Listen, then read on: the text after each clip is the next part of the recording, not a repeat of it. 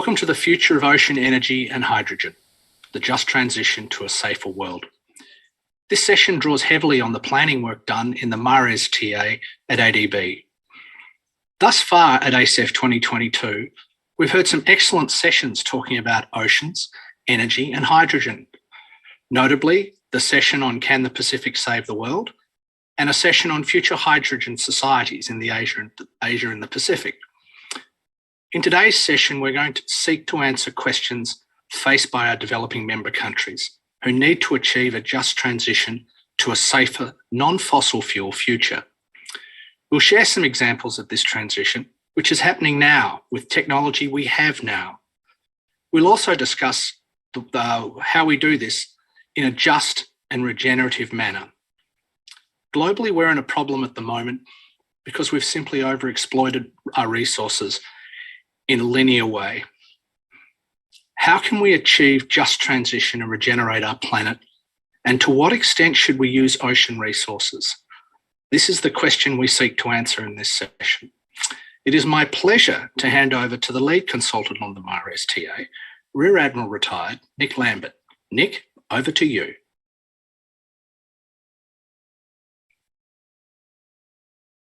Steve, thank you very much indeed for introducing this deep dive workshop, and welcome to our audience and welcome to our speakers and panelists.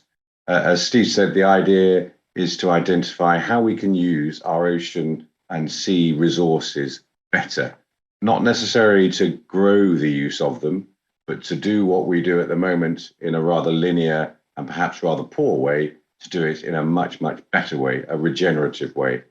Whatever we do to the seas and oceans should at least be sustainable and ideally should be regenerative. And of course, we should be seeking a just transition. We've got two excellent speakers to start. And the reason we've chosen them is that they come from a commercial background. They're in different parts of the world from the DMCs and the traditional region of ADB. So the point is to show that there is a demand for this regenerative, just transition approach. We're tight for time, so please, members of the audience, if you wish to ask questions or make observations at any stage, please do so in the chat, and we will attempt to answer them either during the panel discussion or we'll attempt to answer them online for you. Our speakers and our panelists are ready to answer questions in the chat room. So with no further ado, it's my pleasure to take you from Asia to the North Atlantic, the border, in fact, between the North Atlantic and the North Sea, to the Shetland Islands, right at the top of the UK, and to introduce Harry Thompson, who is the Future Energy Project Manager for Project Orion. And if, in this context, if you think of the Shetland Islands as an island state in the North Atlantic, you'll get the context in which Harry is speaking. Harry, it's such a pleasure to have you. The floor is yours, and thank you for coming to talk to us. Yes, thank you, Nick, and hello, everyone, and thank you all for joining. As Nick said, I'm Harry Thompson, the Future Energy Project Manager at Shetland Islands Council, who are the local authority for the Shetland Islands located at the very north of the UK. So I'm here today to speak to you about the Orion Project, which was started in April 2020. After recognition of the enormous potential to transform Shetland into the UK's first green energy island. So the Orion Project is the strategic framework which will ensure work is undertaken in a connected and integrated method, enabling a holistic approach to the energy transition to develop a clean energy hub in the Shetland region. So the Orion Project is formed of 4 organisations which have formed a strategic partnership.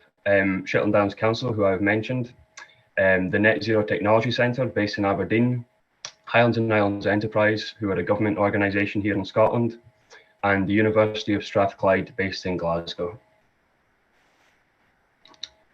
So the Orion Project has 3 key aims: to create a green hydrogen export hub on Shetland, to transform the island's dependency on fossil fuels towards affordable renewable energy, and lastly, to enable offshore oil and gas sector transition to net zero through decarbonisation.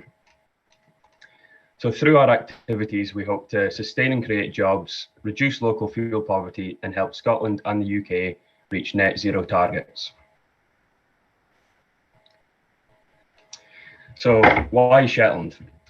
Shetland's been at the centre of the oil and gas industry for over 50 years, with Sullivans Oil and Gas Terminal operational since 1978 and the Shetland gas plant since 2016.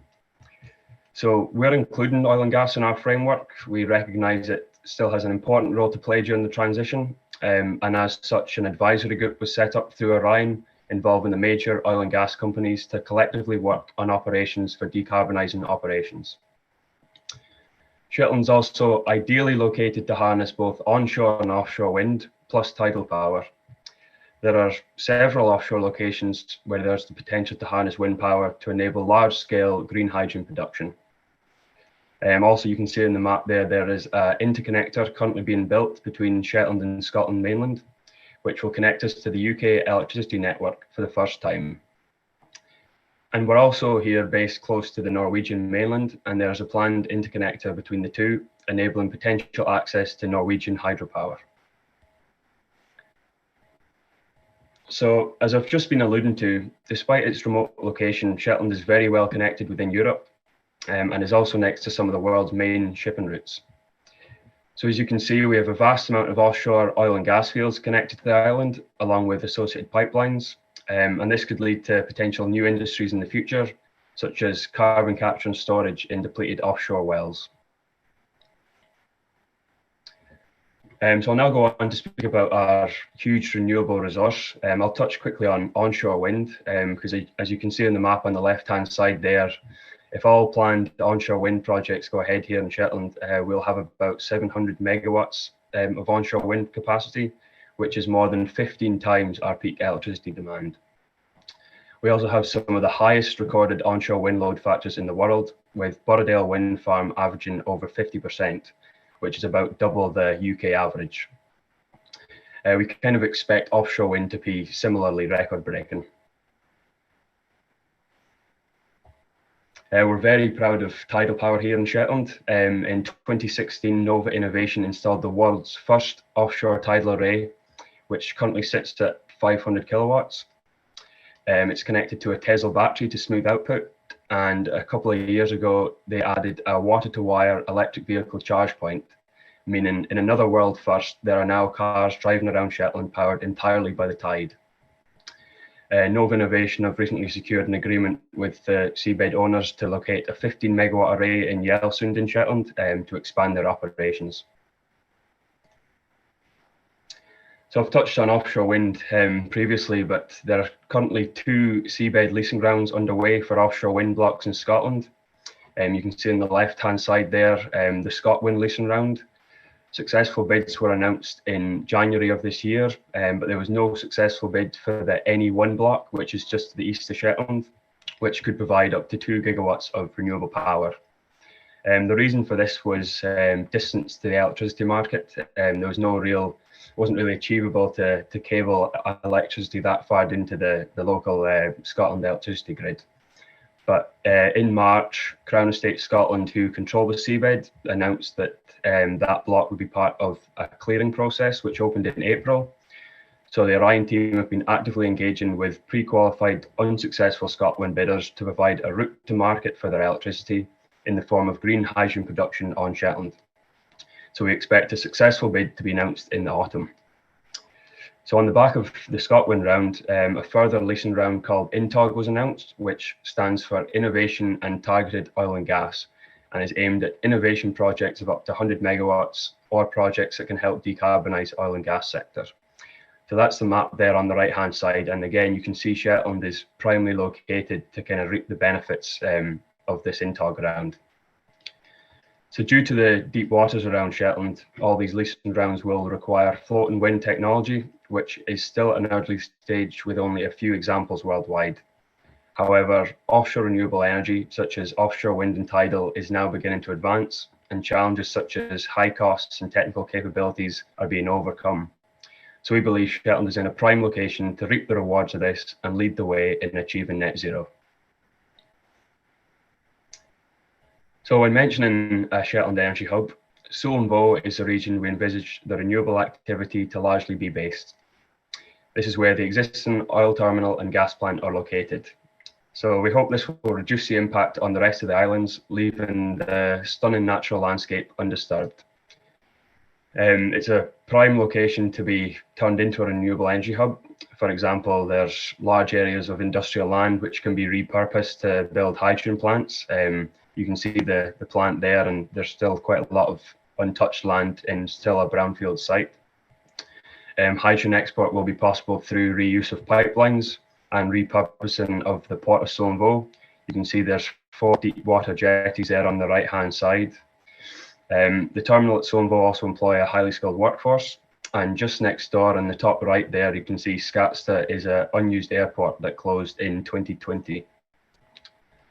So this airport served the oil and gas industry. You can see its location compared to the oil and gas terminal there. So it offers a large area of council-owned land which can be repurposed to serve the renewables industry.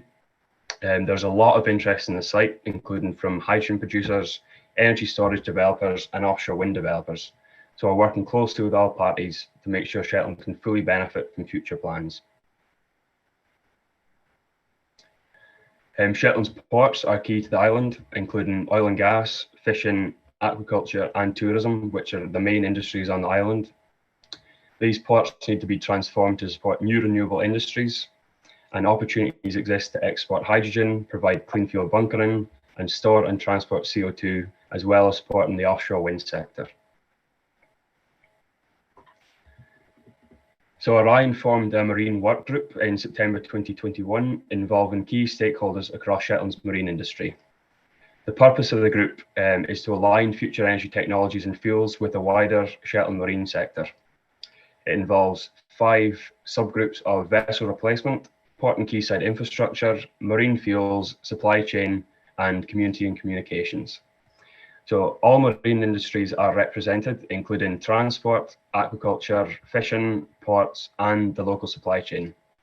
So this allows us to ensure any new industries are preserving and protecting the existing marine resource, and they can coexist in a healthy marine environment. So I've mentioned our huge plans to produce green hydrogen locally in Shetland, but currently there's no hydrogen production on island. So our plan to develop a hydrogen business in Shetland and eventually become a major exporter is built up in 3 key stages. So this would begin with a small scale pilot of around 4 megawatts using onshore wind to initiate demand and create a local supply chain. The next stage is to increase towards the 100 megawatt scale, again using onshore wind and potentially the tidal energy that I mentioned previously.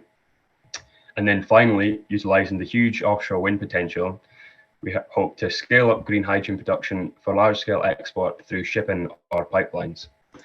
So it's still to be determined whether derivatives of hydrogen will be produced, such as ammonia or methanol, as we're waiting to see what direction the industry takes.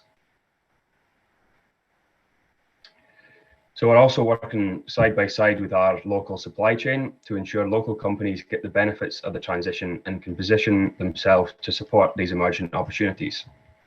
So enabling a just transition for oil and gas workers is also vital to retain population levels in such a rural community. We're also working hard to obtain community benefits from these large-scale projects, enabling the whole community to obtain a higher quality of life from these projects being centred around Shetland. So this is kind of the whole Orion vision of what Shetland could look like in the coming decades if the Orion project is successful. So you've got offshore platforms to the west of and east of Shetland being electrified, utilising offshore floating wind, with excess power sent onshore to Shetland to generate hydrogen. The Solomvo region would become the centre for the location of a green hydrogen plant, the development of clean marine fuels with bunkering, and the export of hydrogen and derivative fuels by pipeline and tanker. There's also offshore infrastructure which could be repurposed for green hydrogen production, with reservoirs and aquifers used for the storage of carbon dioxide. Hydrogen, which could be derived from onshore wind and tidal power, will be used in Shetland for land and marine transport, coupled with electrification to decarbonise the whole fleet within Shetland.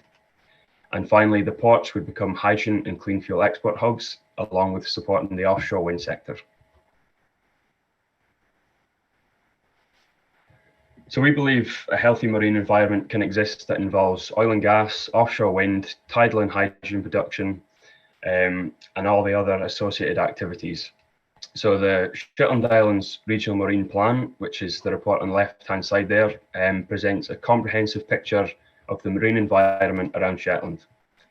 So in developing the plan, a large volume of existing and new data was collated and analysed to provide the necessary underpinning knowledge that is required for a more cohesive decision-making process and to minimise conflict of interest between marine users, activities and developers. So the plan includes all aspects of marine and coastal resource use, including fishing, aquaculture, oil and gas, marine renewables, shipping, culture, recreation, education and environment. So building on Shetland's existing track record of effective and sustainable marine management, this will ensure that the marine waters around Shetland continue to be clean, healthy, safe and productive to meet the long-term needs of nature and the local community. There's also a master plan for the Suanville Harbour area on the right-hand side there, where we expect much of these developments to occur or to be linked with. So that list I just reeled off obviously covers quite a lot of the kind of activity within Shetland. I just decided to include a few snapshots here of what's involved in the two master plans. The left-hand side there, that's seabird breeding colonies, which is also obviously a very important aspect to Shetland life. The middle one there is killer whale sightings, and the one on the right is special areas of interest within the Suanville Harbour area. On top of that, the Shetland Fishermen's Association are working very closely with offshore wind developers surrounding fish spawning grounds. So clearly this is a very extensive process, but ensures that the natural marine habitat around Shetland is preserved. Shetland has a vast ocean resource, and this can be used to displace fossil fuel usage without having a detrimental effect on the marine environment. But this all must be very carefully and collaboratively planned. So thank you all for your time. I'll pass back to Nick now, but I'm more than happy to answer any of your questions, and I'll try and keep a tab on the chat function if anyone wants to pop a question in there. So back to you, Nick. Harry, thank you very much indeed for your excellent presentation. And I just love Project Orion. I just love the ambition and scope of it. And I think you brought through the regenerative and the just transition themes in there very clearly. It's always of interest to people, even within the UK, that there's fuel poverty in a part of our otherwise very rich country. And so that transition, that just transition, is really important. And I think that my experience of the Shetland shows that the oil and gas sector, whilst there are obviously problems with carbonaceous fuels, the oil and gas sector has helped restore the environment of the Shetland Islands and improve the quality of life of the people who live there. Could you just talk a little bit about the challenge you face in investment? Because clearly you've got some seed funding for this early consortium stage. But to get the scale against the timelines that you set, you're going to have some serious investment to make that transition from oil and gas to hydrogen and zero emissions. Can you just talk about how you see your investment coming in, please? Yeah, of course, Nick, and I think that's a challenge for everybody throughout the world, is getting the huge amount of investment required to reach net zero, and we're no different here in Shetland. The Shetland's been very fortunate over the last few decades to have huge benefits from oil and gas. They've managed to build up quite a good pot, which is what has started to fund the Orion project, but obviously that's finite, and we need to get that Orion vision I showed with all the different port enhancements and Suanville region being transformed. That's multi-million pound investment required. So far we've been successful in a number of government funds. They're kind of readily available. We've done a number of different studies, and one's about to kick off in the next month, looking at energy hubs and hydrogen backbone link. Along with Net Zero Technology Centre, one of our strategic partners. So that's allowed us to get the kind of feasibility stage done and know what we want. So the next stage is to attract all the developers to Shetland. we've got a number of interested parties, but we are solely relying on the developers to be able to come in, pump the money into Shetland, and provide the infrastructure required to enable Shetland to become this clean energy hub. Brilliant, thank you. And one of the questions has come through from the audience asking about developing can ADB, and this is not specifically for you, Harry. Can ADB speed up the development of deuterium fuel, which is an interesting question. But the question also makes the point that the fossil fuel giants, which I think they mean the oil and gas sector, should wake up to the fact that their days are numbered. That is a very reasonable view. But my understanding of what you're doing in Project Orion is working alongside the oil and gas sector. They want to make the transition. And after all, they're the ones who really understand mega investments, mega projects, and working in difficult, challenging marine environments. And I think you're working side by side with the oil and gas sector. Yeah, absolutely. We noticed a huge shift about a year ago in the kind of target set by the oil and gas sector. There didn't seem to be much interest in renewables from them. Obviously, we're surrounded by oil and gas majors to the east and west, and we've got an oil and gas terminal onshore in Shetland. And yeah, there was a transformational shift about a year ago to this new renewables agenda. And we're working closely with all of them now to kind of look at decarbonisation options, and we're of course working very closely with operators at Sullom Voe. They're very keen now. They kind of realise the opportunity they're in. The asset they own could be a huge asset going forward towards 2050 and beyond. The timeline on Sullom Voe, I think it was initially due to shut in 2000, and then that was extended to 2025. So there was a real danger that would shut in the next few years, which would obviously the effect that would have on a rural community like Shetland would be massive. But now that these oil and gas companies have taken the shift towards renewables, then Sullom Voe could be open for years to come, which would kind of secure the long-term future of Shetland. Harry, thank you very much indeed. And I'm really looking forward to coming up and seeing what you're all up to later on next month.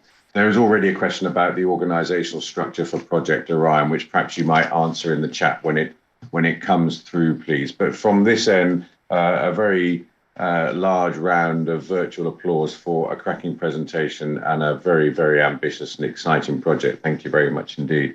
Ladies and gentlemen, thank you for asking questions in the Q&A and in the chat. Please do keep them coming and we'll pull them through to the panel.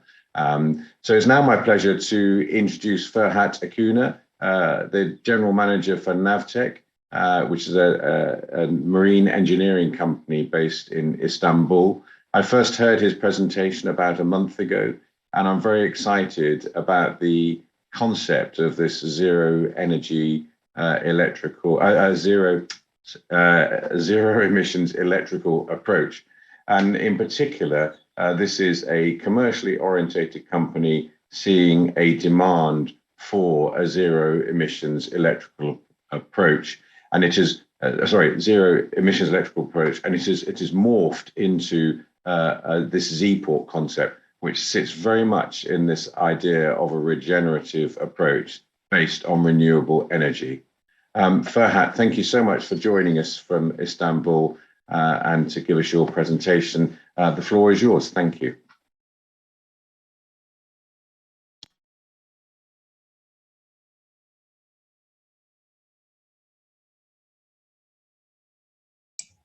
Thank you, Nick. Thank you, everybody attending here, and good day, good morning, or good evening, because all around the world people are joining us. My name is Ferhat Acuner. I'm the General Manager of Navtech Naval Technologies. We are dealing with naval technologies and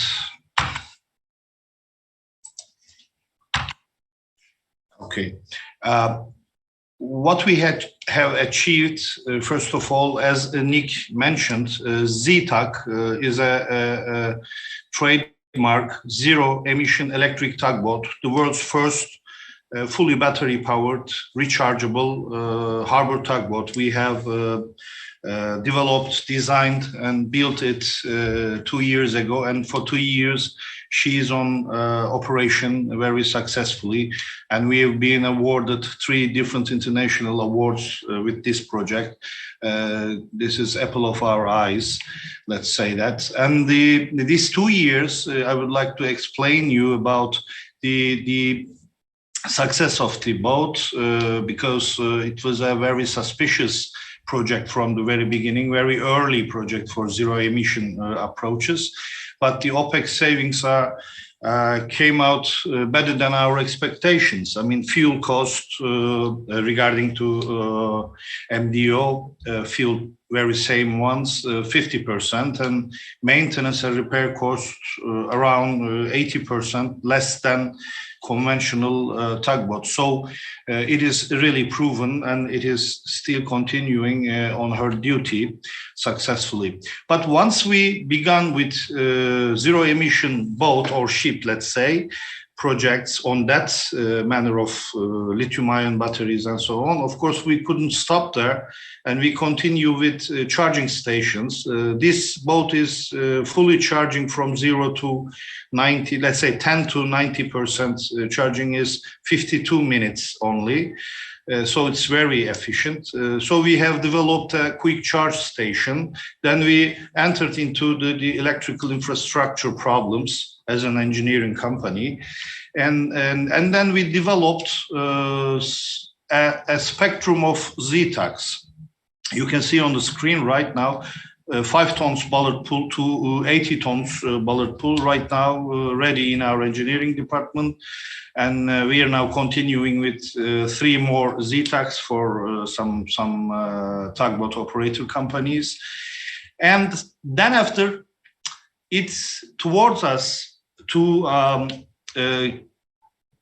go on with Z-port projects. I mean, with the same mentality, zero emission electric port, because this is all the marine sector aimed right now. As I believe that because of the environmental decisions, international approaches are forcing all the industry to that.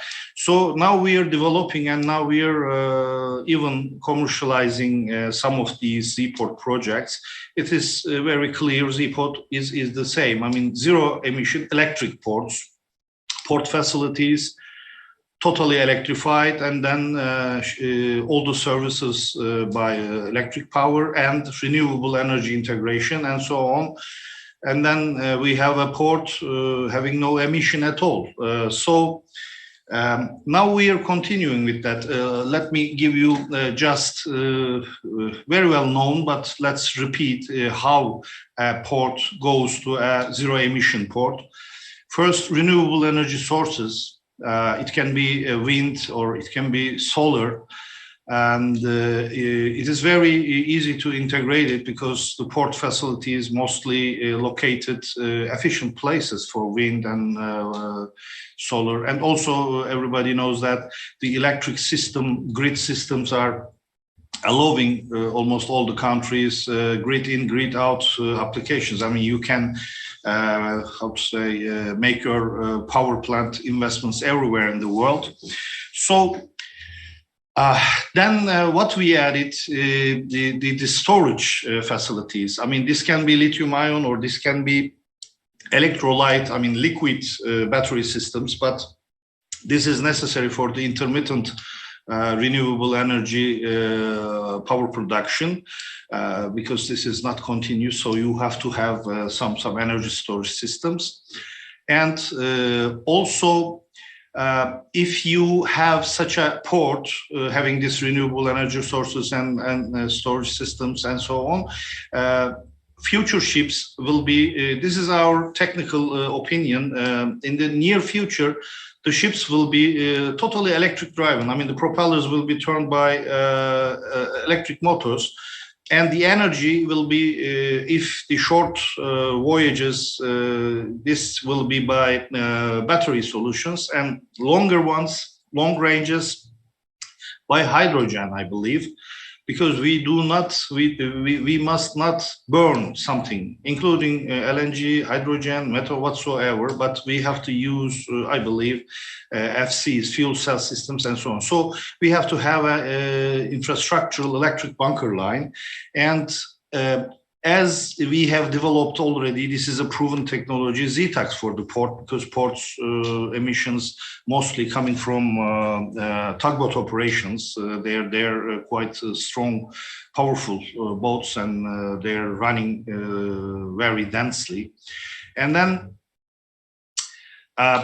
quick charge stations for the ZTAX. And then, of course, e-cranes, EV vehicles. I mean, all the crane systems, the transportation and handling systems will be electric driven, which is a very proven technology right now. And once we use e-cranes and EV vehicles, we have their own charging systems if they're using batteries on board or their connections. And also electrolysis units in the port to again store or convert the renewable energy which the port facilities produce. And then after, of course, a hydrogen filling, or let's say a H2 bunker line for the future hydrogen ships, hydrogen-powered, hydrogen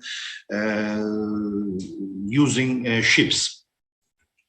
And then, of course, if the port facility has cruise ship services, cold ironing for other ships as well, cruise ships, because cruise ships requires quite a big cold ironing inquiry. You know, that 6 to 8 megawatts, they're huge demands. So cold ironing systems as well. And of course, again, I would like to repeat that in the future, 5 to 10 years, so many new type of ships will be sailing in the oceans. They are like our projects. These are some samples from our studies. Let's say this Z-Max is a Volga Max type semi-river going vessel using solar energy, using hydrogen generation systems. And zero emission one, and also Combo Green is having it is a bit more complicated, having sails, automatic Kevlar sails, solar panels, and so on. We have a patented solar system, removable. You're using your containers, you're loading your containers, and upon them you can put easily in half an hour, and you can produce your hotel load or maybe more, something like that. So all those ships will be provided by hydrogen infrastructural bunker line or electric bunker line in our Z-port. When we look from the wider frame, all of them creates a Z-port. Is it feasible, or is it possible today to do it? And the answer is yes, because right now in several clients we have, and we're working for them. And we studied on the sample ports. Let's say this is a case study. Very fastly, I will try to explain to you that. First, energy distribution you have to decide about. And then the consumptions, of course, the electric consumption first, and then decide about the renewable energy sources and how much of your energy you will be provided by grid or your own renewable energy sources.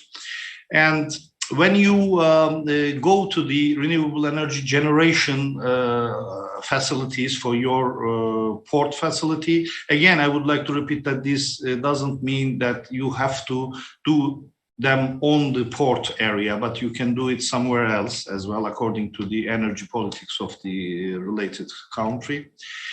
And even most of the cases which we have in hand, you can have an excess power to sell to grid. This is quite a positive result. And so, as again, I would like to repeat about storage facility to avoid the intermittency of the renewable energy sources. And then let's go to the investment part. This sample port, it is not a huge port, but the investment cost appears like 42 million euros. And the solar power plant, wind power plant, storage facilities, including 4 Z-tugs, I mean harbor tugboats, 2 of them 45 bollard pull, 2 of them 20 tons bollard pull, and electric vehicles, car charging stations, and so on. So this is the figure.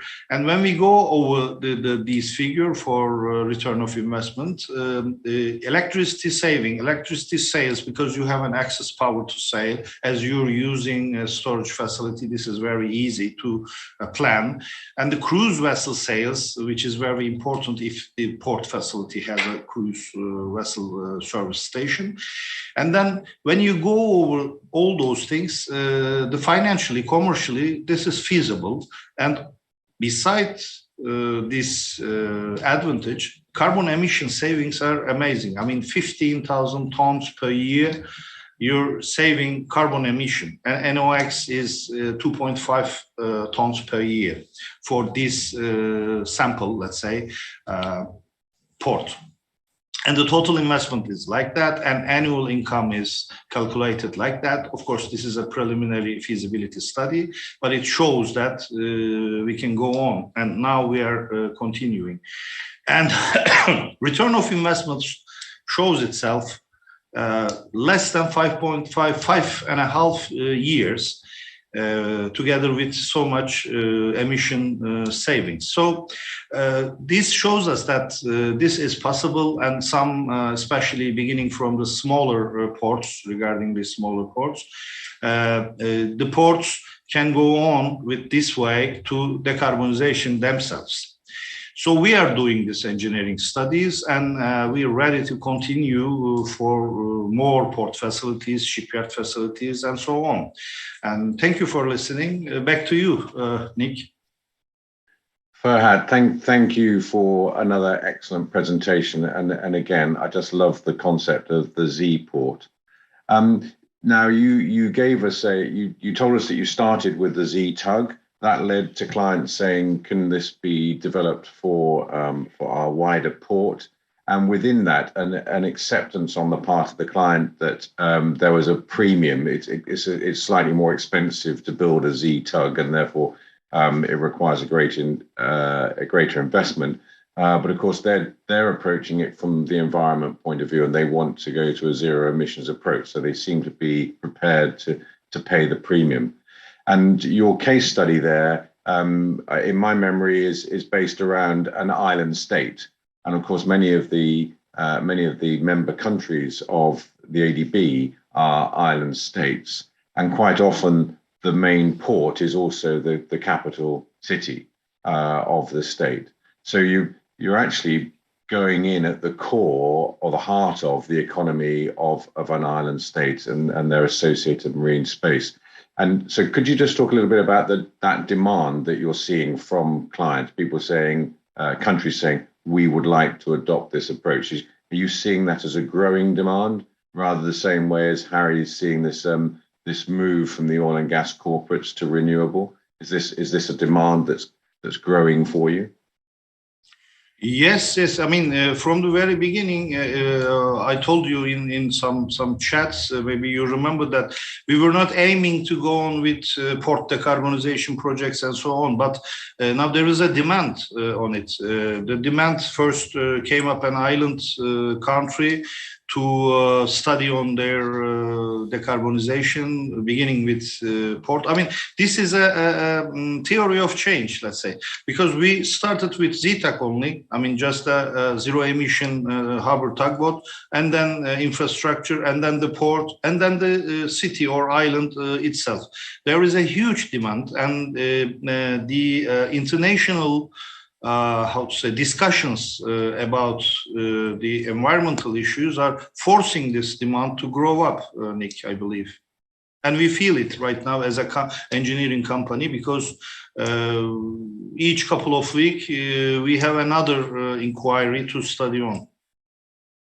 It's really interesting, and you're just to explain to the audience, and if there's any questions from members of the audience, please do put them in the chat room. Just to explain to the audience that you've already got an operational Z tug. I think you've got 3 tugs on the stocks being built for clients, and you have 1 or 2 island states that wish you to do feasibility studies to produce a sort of case study in the way that you have just described.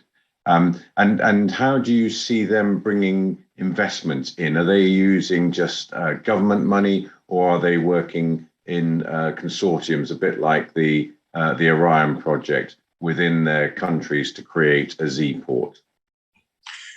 Nick, I mean, in fact, this is a bit, how to say, out of our scope, but we are also involving on the financial side, because there is a big opportunities for green shipping financing, as you may know, especially in European Union funds.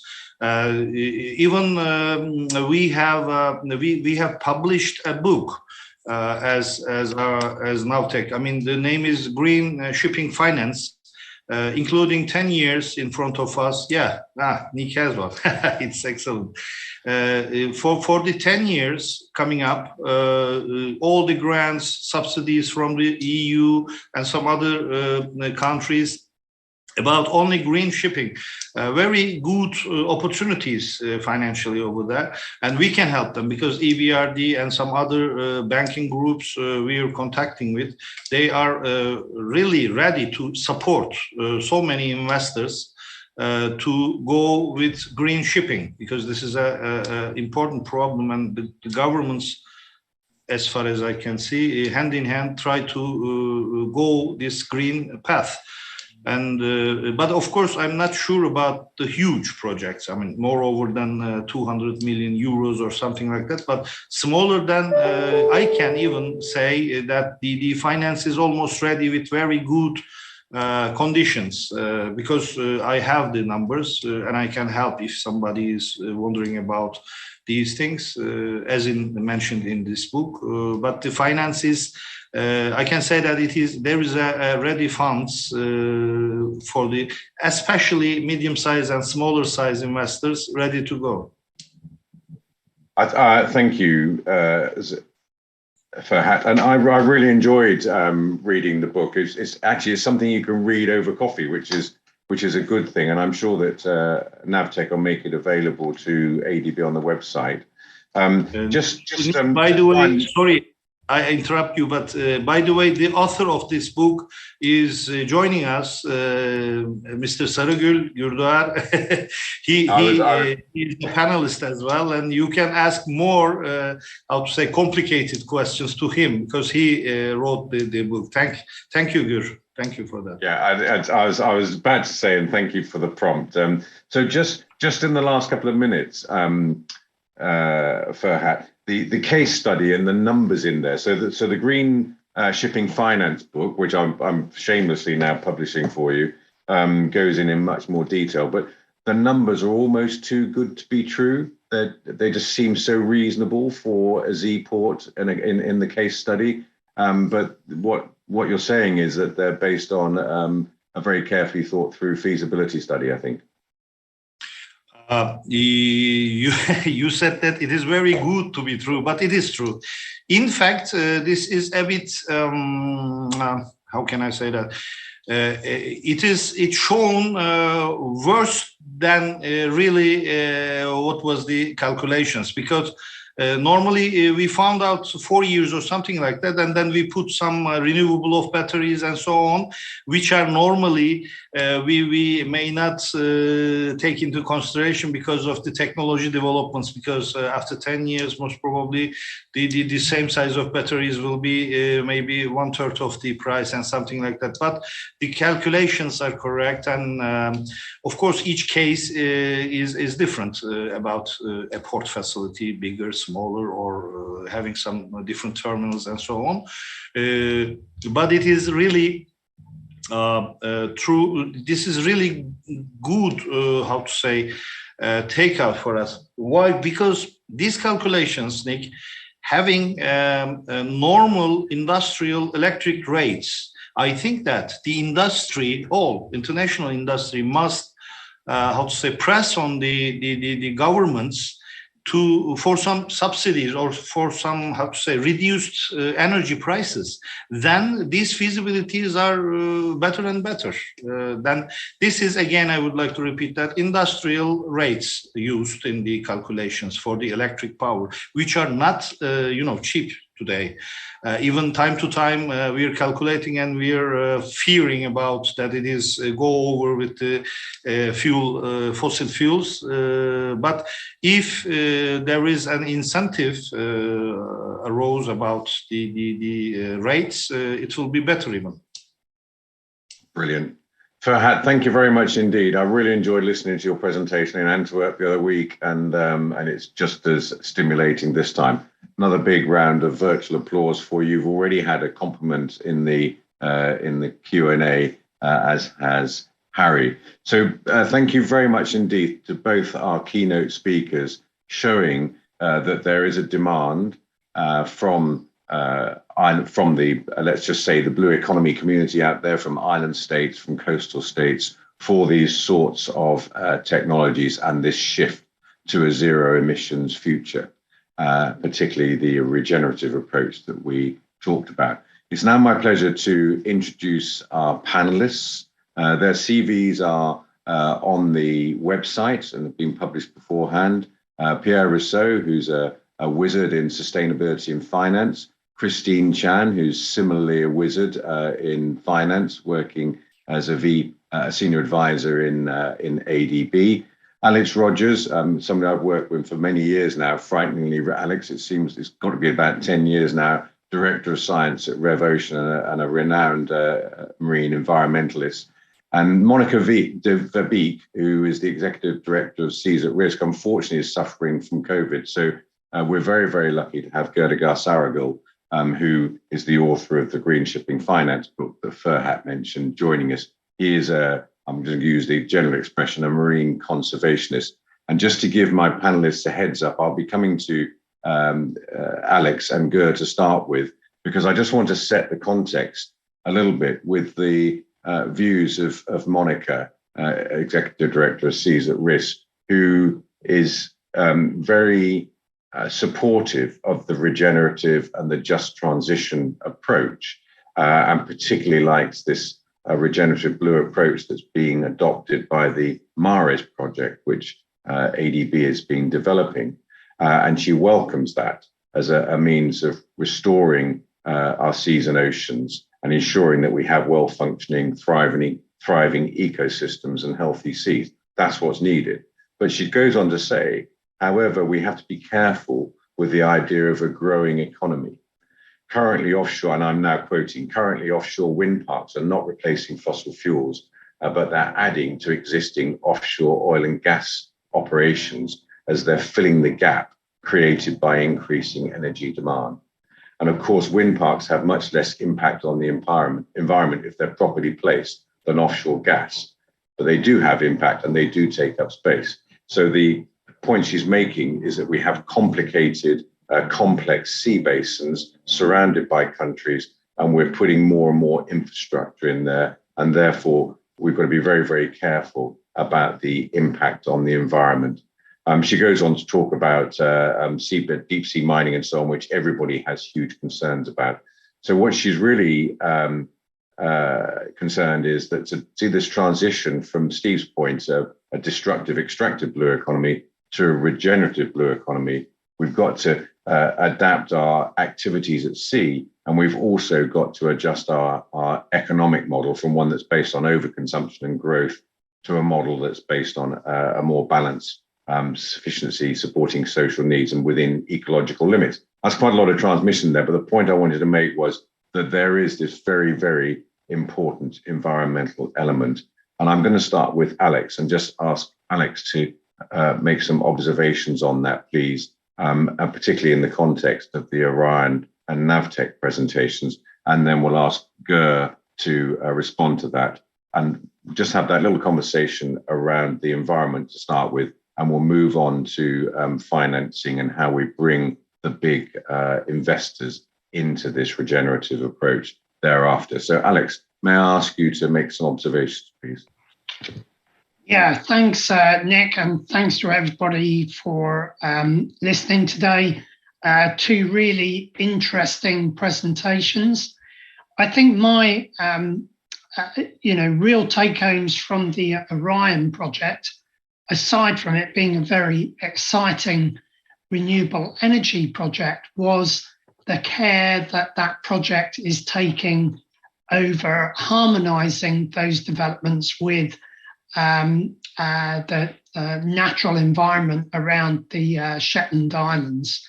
It's an area renowned for its natural beauty and also for its wildlife. And very clearly, what's being required there is a substantial environmental baseline to really assist with planning of that project to ensure that it has as little impact as possible on those natural resources, if you like to call them that. I'd like to call them wildlife, I guess. And the other aspect of that was the amount of community consultation and consideration of local employment within that project.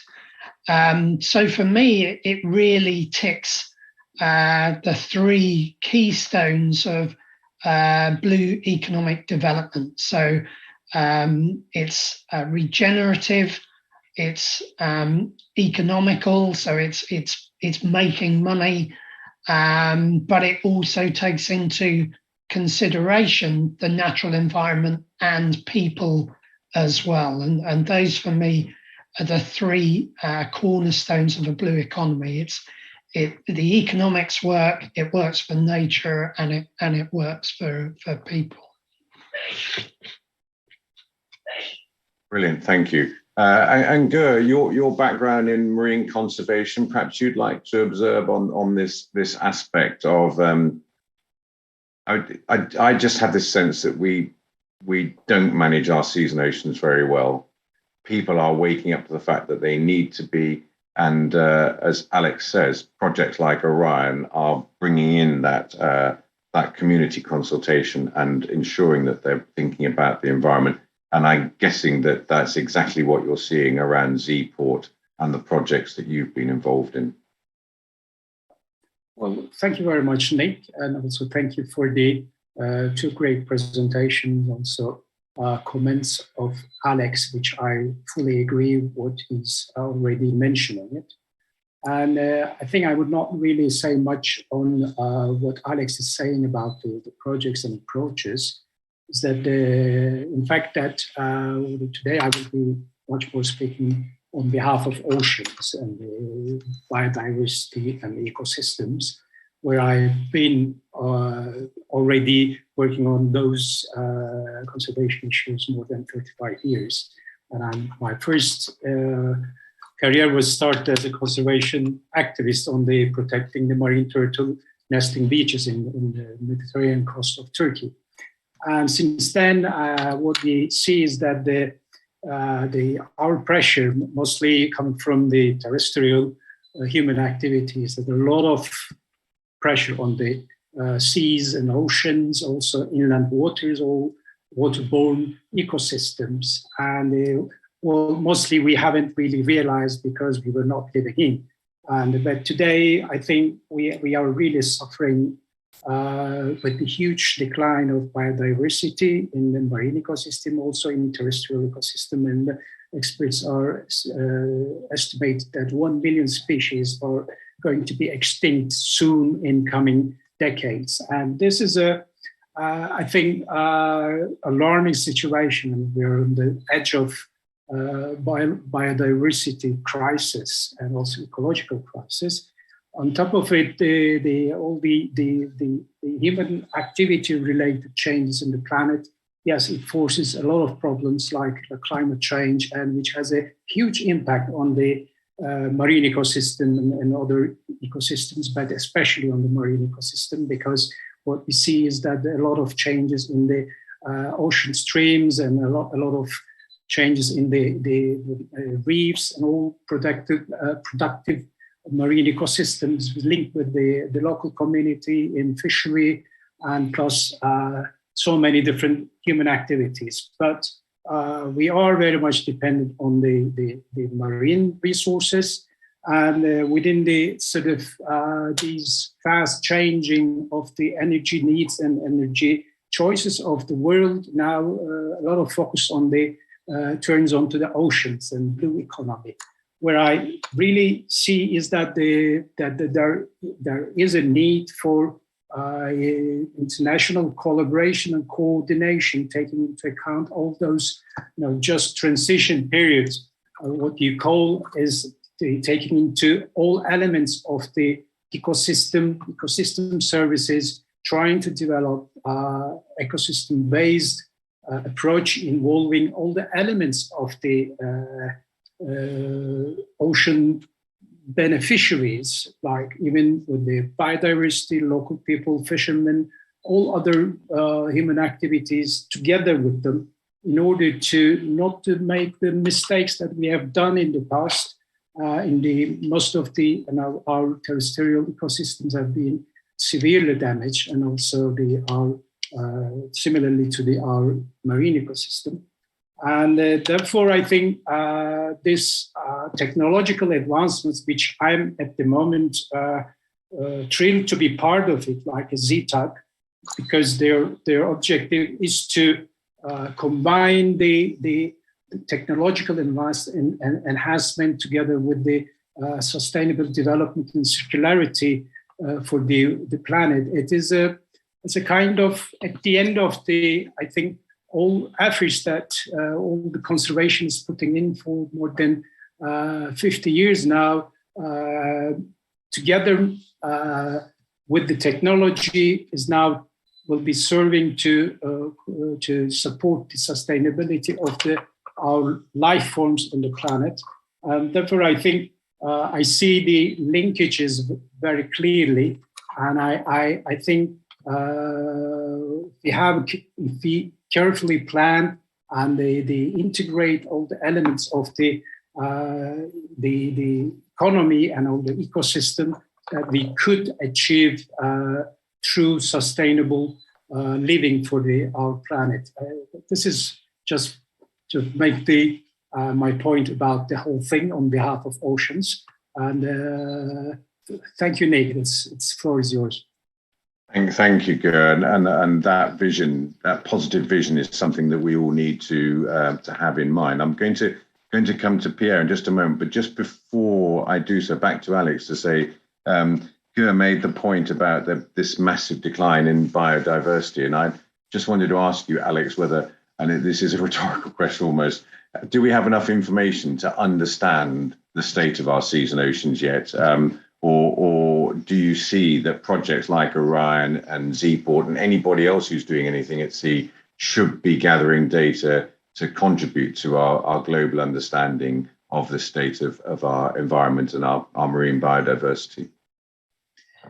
That's a good question, Nick. I mean, to put it simply, we estimate there's something like 2 million species in the ocean, of which we've actually described about 10%. And there are many, many ecosystems for which we have very, very scant information. I'm currently working on a number of development bank projects, and I would say that the most common issue we come up against in terms of thinking about developing a blue economy is lack of that environmental baseline data. So what marine life is living where, what services it's providing for humans, but also the broader function of the ocean. And, without that information, it's very, very difficult to plan sustainable projects.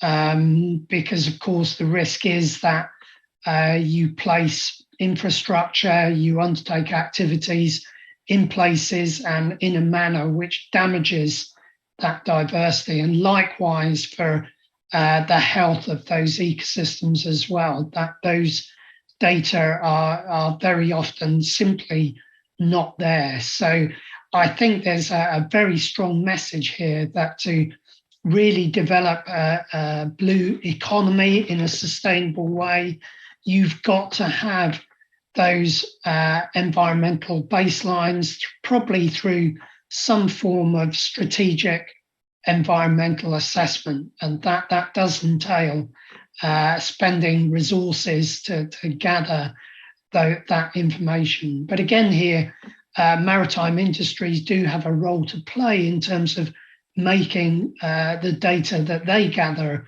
available for broader use by society and by projects like the ones that we've seen today. Thank you. And that of course, tallies extremely well with corporate ESR type responsibilities, which of course is becoming the trend today.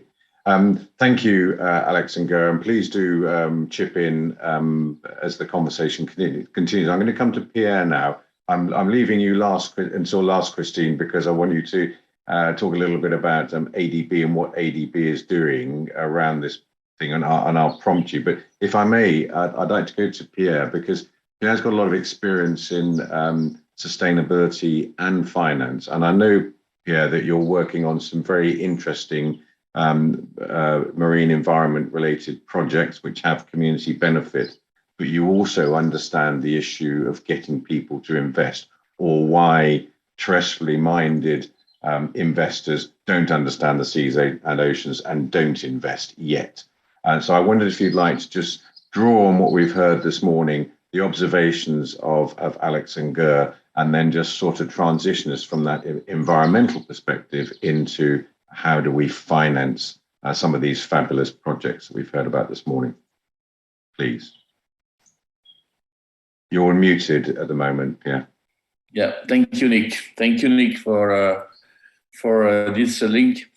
First of all, what we do see is that conservation and regeneration of biodiversity and marine biodiversity, or any kind of diversity with business, is not incompatible. We just need to invent the right business model. The first things, and Orion is a good example we have seen, is that it's not one player who make it, it's a consortium. So we work by consortium. We need to create consortium. Why? Because it's complex. And we need the background of scientists. Data has just been mentioned by Alex.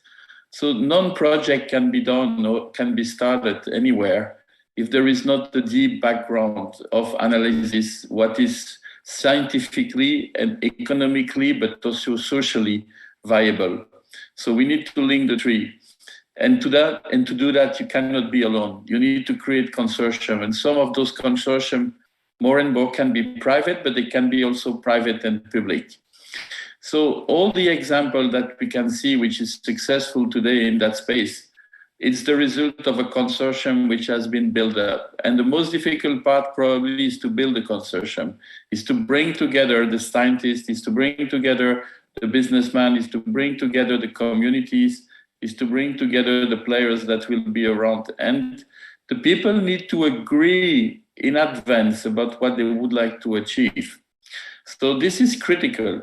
We can even start from projects which are nature-based, which are based on preserving and regenerating nature in order to generate business.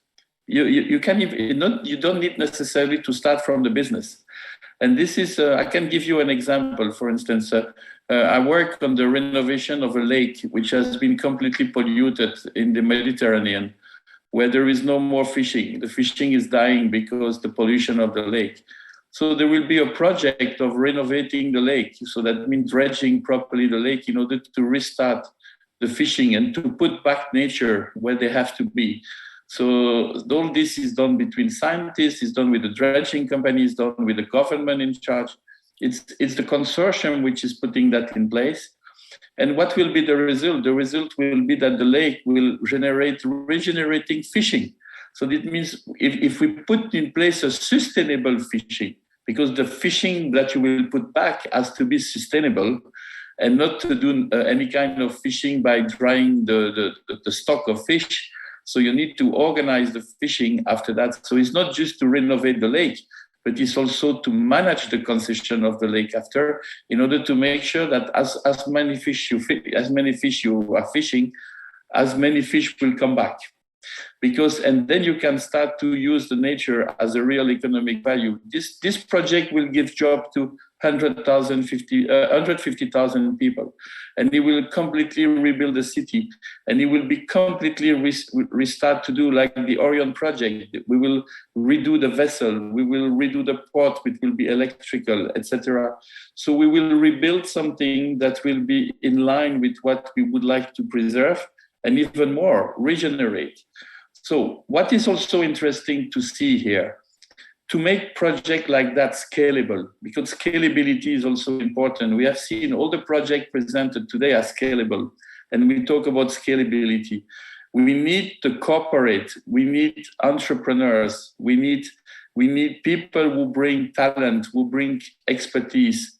In addition, the only things they need to make sure is that at the end, they agree on the impact. We have to measure, in additionality of the financial return, we need to measure the impact. The impact is important. And I'm not talking about ESG. We have to measure the impact. The impact is climate impact, nature impact, and social impact. And it's important that this is becoming more and more externalities that we can today value them, and we can maybe monetize some of them. Carbon is one of them, for instance, which is a good example, and it has to be part of every performance of every new business or every new project. And if we link the performance, the financial performance with the impact that we do achieve, then we will have a better visibility of the long-term impact that a project can be done or a new business can do. And how to finance that? The existing finance today is not able to finance this type of new project.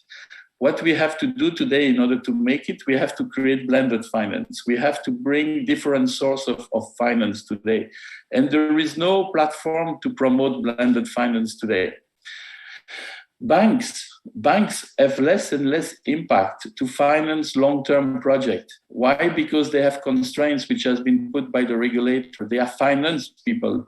By financing, you have to get your money back. So you have to, today you can only control that at the short term. So who will be the new financier of people of tomorrow? They will be the investor, the long-term investor. So we need to bring the long-term investor, the pension fund, the sovereign fund, the insurance company to come and slowly to allocate money to this type of long-term project and financing the transition. Because what we have to do is to finance a transition where we have to decarbonize. So that means we have to dismantle things in order to recreate a new world. Remember, the Orion Project is to decommission the oil and gas, to rebuild something new. So we need to finance a transition. Financing a transition requires specific financing tools to do that. And what we will try to do with Aura and working together with multi-development bank like ASEAN Development Bank or IDB to work is to put in place those mechanisms and those platforms that allow you to go from a high risk to a lower risk when we will de-risk the project, but we will also bring different instruments during the entire project, starting from venture money, going to equity, going to debt, and when we can de-risk with people who will play the catalytic money, so we need to put money to be the catalytic. There is a lot of catalytic money in the public, in the private with philanthropy. We have to bring this money in order to de-risk and to put them on one single platform. And this is what we will try to do in Aura by gathering different sources of financing from the public and the private sector and creating mechanisms where we can finance those type of projects from the technical assistance, from the support of scientists, up to the fact that we are creating some value and when we can mix at the end the financing of an equity and a debt together, which today existing finance, which is too fragmented, is not able to do. Brilliant. Thank you very much indeed, Pierre.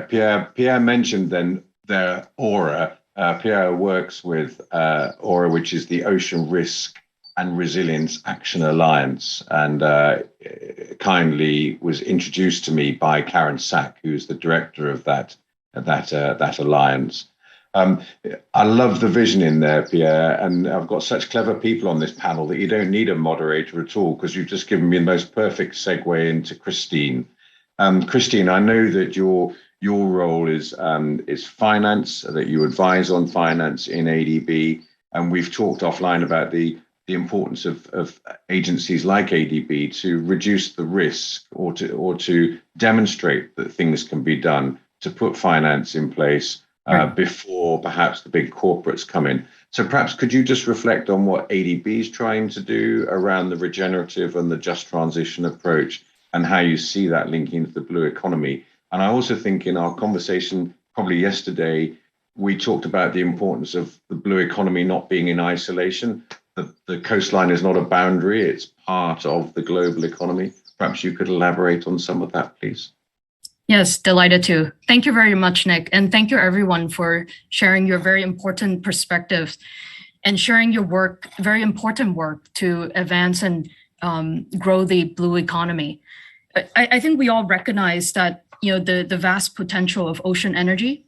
At this current juncture, we understand that in order to reach our net zero targets by 2050, for example, we need to really scale and grow by 33% a year to really harness that ocean energy. And to reach that scale, access to financing is very critical, as Nick has just brought out. And it's crucial to de-risk ocean energy technologies and really increase their competitiveness to reduce the cost so that investors can come in and be able to support the projects at scale. Where currently what we see is that ocean energy technologies are only comprising less than 5% of overall renewable energy. So it's quite crucial that we expand that share, and that's done through a number of ways. At the moment, the cost of ocean energies can often be up to 50% of the cost of the project. And what's wonderful is that ADB, to the point of the convening power of bringing the consortium together, as Pierre had mentioned, is that we have a number of platforms to support the blue economy. So if I can share with you two examples of these initiatives, and then also two really demonstrative project examples. And I'll also speak to some of the thoughts around what we can do from a regional cooperation perspective that Nick had pointed out. So firstly, ADB has recently launched, actually just beginning of the year, a Blue Southeast Asia Financing Hub. And this is very much about bringing together, not just looking at it from a pure financing angle, but really bringing together all of the innovative instruments, structuring expertise, and also ways through which we can mobilize more capital and look at opportunities to de-risk projects. And that could be through, for example, through the use of guarantees. It could be looking at ways to leverage blended financing to lower the overall cost of the projects. And to the point of long-term financing, it's very much ADB's role to play that catalytic role to support projects that have a demonstration effect that may be the first time to pilot a particular technology in a region. So where we have seen very successful demonstration, as we saw in the Orion project, where we bring together a very integrated approach, we can similarly provide a similar type of pilot project within Southeast Asia or along any of the Pacific Island countries as well, through support in a number of the facilities such as the Blue Finance Hub that can be supported. And then second, initiative that I'd like to bring to your attention is ADB's recently launched Blue Bond Incubator. So this speaks to the innovative financing instruments that can be leveraged. So to finance the ocean technologies, we really need to develop the entire industry, to develop a new set of investors who can bring in capital into this new asset class. So the purpose of the Blue Bond Incubator that ADB has launched with the support of the Asia Pacific Climate Finance Fund, it's really to scale up the blue bond issuances, which are critical to ocean investments. So I think these two platforms will really play a key role to transforming how we approach blue ocean financing within the Asia Pacific region. And then two examples I like to highlight that speaks to not only the support that ADB can provide on the downstream financing, but also the upstream. What's equally important is the upstream intervention, which ADB can engage in, which is to develop the enabling environment, as well as the project preparation support to bring projects to feasibility, to bring projects to commercialization. So one of the first projects I'd like to share is a project that's currently under development in the Maldives. It's a solar project that is supported by ADB's transaction advisory support. So ADB is advising the government of Maldives, and it's also supported by the Asia Pacific Project Preparation Facility, which is also managed by the ADB and supported by donors. So this project will be supporting the development of a solar IPP in 20 to 25 outer islands of the Maldives with a combined capacity of 20 to 30 megawatts.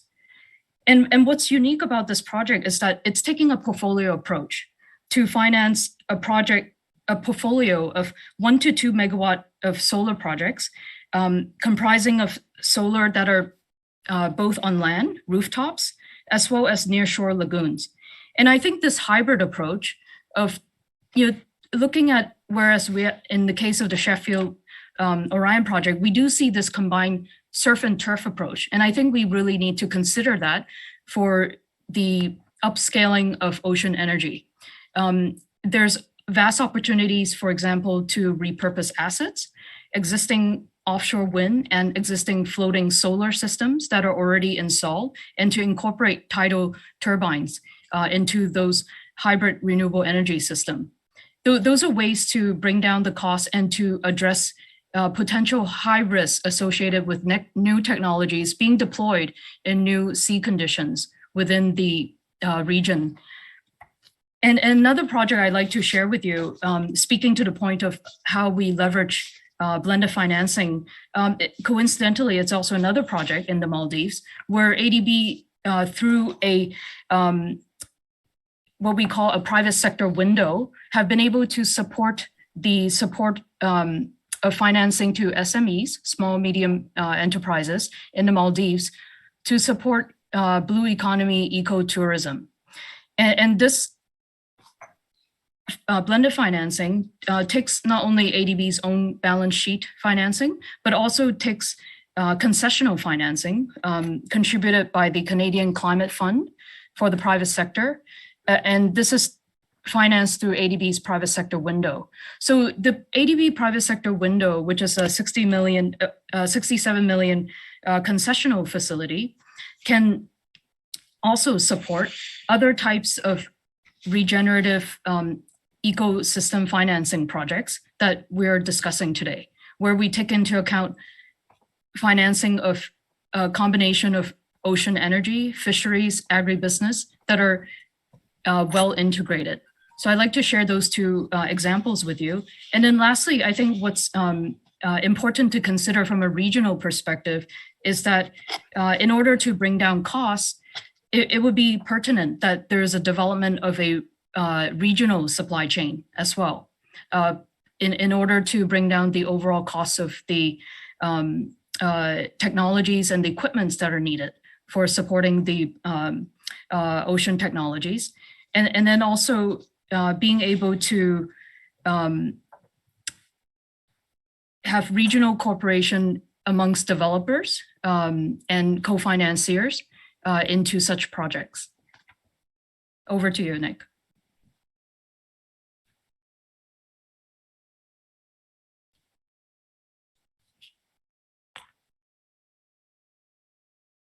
How many times do I get that wrong? Thank you very much indeed, Christine. That was really interesting.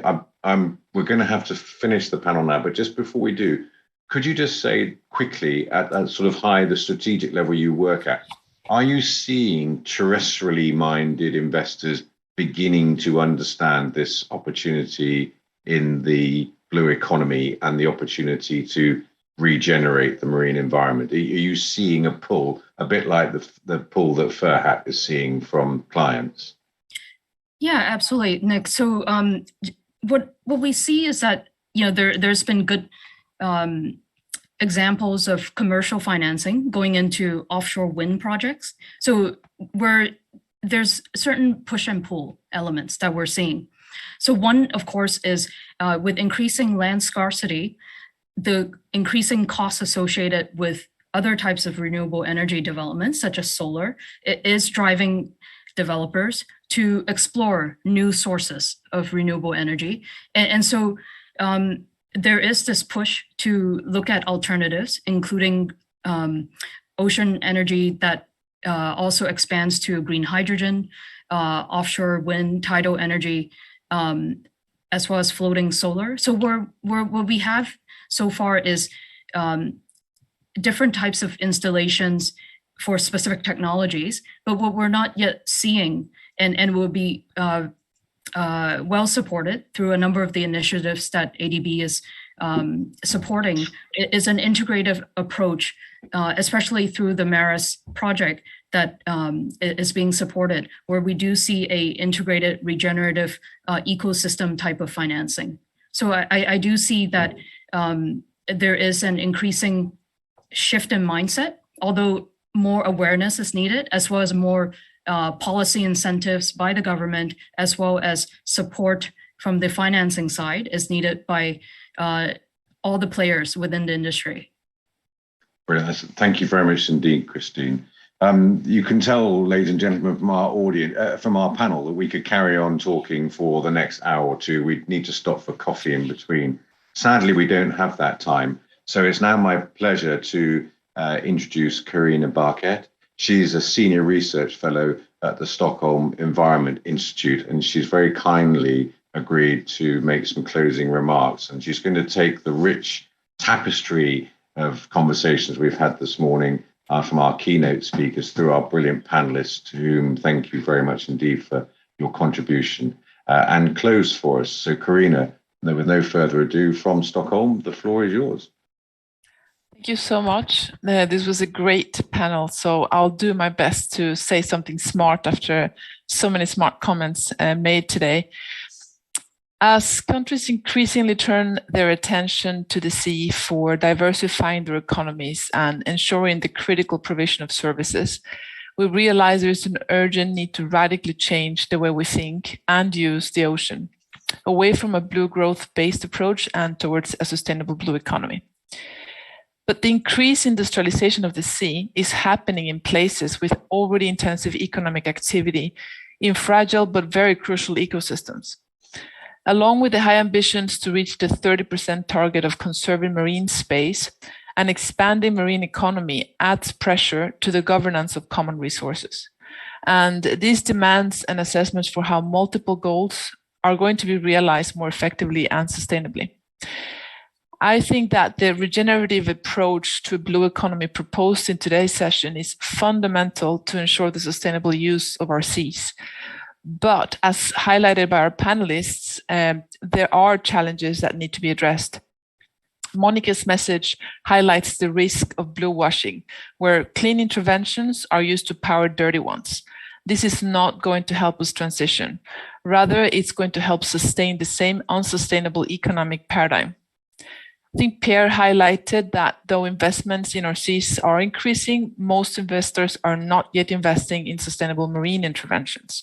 And quite connected to this point, Christine brought up and exemplified the need to explore incentives and mechanisms that can create the conditions for investment, an upstream, downstream enabling environment, and regional supply chains for new ocean technologies. I think this was very spot on. Alex, you mentioned a crucial aspect, which is that of environmental impact assessments, tightly connected to permits and the long bureaucratic processes for transmitting them. What we see in our work is that in many places, this is putting off investments and causing an innovation drain as entrepreneurs move to easier seas. Despite these challenges, we also heard real examples from, for example, for Hat and Harry, where regenerative interventions are actually happening. Besides from providing extremely needed practical examples, I think these cases highlight that a just transition will have to integrate existing activities, many of which are not sustainable, into a blue and more circular paradigm characterized by things like repurposing and reuse. A just transition is therefore likely to require a combination of incremental and more radical change. But moving forward, the question is, how will we ensure that old and new activities will take place within our planetary boundaries? And here I would like to connect today's discussions with our own ongoing work, where we propose a multifunctional spatial planning, which I believe can be a tool for fostering regenerative interventions. Marine spatial planning, as many of you probably know, deals with the spatial and temporal distribution of human uses in the sea. And the idea behind MSP is to minimize conflicts and to foster compatibilities between users. Now, multifunctional marine spatial planning goes a step further by considering the delivery of multiple services through co-location, co-use, or coexistence of structures, places, and resources. And this speaks towards the integrative approach that I believe Christine was alluding to earlier. I would go as far as to say that in order to scale up regenerative interventions, marine spatial planning needs to shift from considering single activities and structures to instead create regulatory incentives that favor interventions that can provide multiple services. So multifunctionality could help address some of the challenges around financing and structure highlighted throughout the session today, for example, by optimizing the use of the marine space, triggering a more efficient use of resources, and reduce capital and operating costs. Now, I'm really excited about this, but there's much more research with practical examples needed because there are so many questions that remain that we're not going to solve today, but I still want to put out there. For example, where should we max out marine protection? Where can offshore energy be made compatible with nature conservation? How can industrial maritime activities contribute to safeguarding our fisheries? What materials can benefit biodiversity and at the same time increase resilience of offshore infrastructure? What designs can reduce the footprint to marine ecosystems and increase flexibility? How do multifunctional business models for regenerative interventions even look like? Like I said, I don't have answers to these questions, but I'm very happy for today's session as it flags important gaps, but also shows some progress in different parts of the world. And both of these things resemble what we in our research are witnessing. So I really look forward to continuing this conversation together with many of you here and to contribute to increasing knowledge and informing policy for a sustainable blue economy. Thank you so much, and over to you, Nick. Fab. Thank you very much indeed, Karina. And you had no need at all to worry about making smart remarks. I love the multifunctional spatial planning specifically, and I love the multifunctional approach more broadly. And you could add, just picking up on the conversation with Alex earlier on, multifunctional data capture, and then multifunctional investment and all those other aspects is just exactly what needs to be done. It's something I've been banging on about for the last 10 years, and it's wonderful to hear that SEI is thinking about that. So thank you very much indeed for pulling together the threads of, in my mind, our all too short session today. And I'm just going to give my personal thanks, if I may, please, to you all. Fab presentations from Harry and Ferhat, great contributions from our panelists, and great closing remarks. And if I may now hand over to Steve as the ADB project officer for the MARES project, just to give final thanks. Thank you, everybody. Thank you, Nick. I promised you I would not intervene, and what has been fantastic about this session is that a lot of the things that we're looking at in MARES have been covered, but also a lot of the things that we need to answer have been raised. I think this has been a really great session, and I thank everybody. I wish Ferhat and Harry good luck in their businesses and their developments, and love the ambition, and we need ambition. As Christine said, 33% growth year on year to meet our Paris goals. We need to start doing things differently, and I think Karina's summary was excellent. So thank you all so much. I hope you've enjoyed this session. This session will be made available on the MARES data room, and we'll share that. We have a new MARES TA email address and mailing list, and you're most welcome to register on that.